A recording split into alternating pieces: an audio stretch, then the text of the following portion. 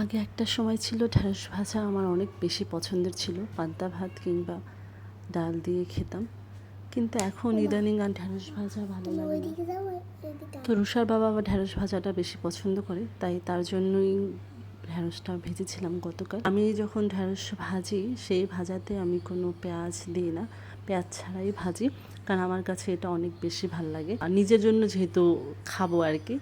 আর রুষার বাবাও এই ভাজাটা অনেক পছন্দ করে, শুধু সরিষার তেল, তার ভিতরে কাঁচামরিচ আর একটু লবণ আর একটু হলুদ, আর কিছু না, এগুলো দিয়ে ভাজি করলে দেন অনেক ভাল লাগে। আর দেখা যাচ্ছে ঢেঁড়সে একটা নাল ভাব থাকে।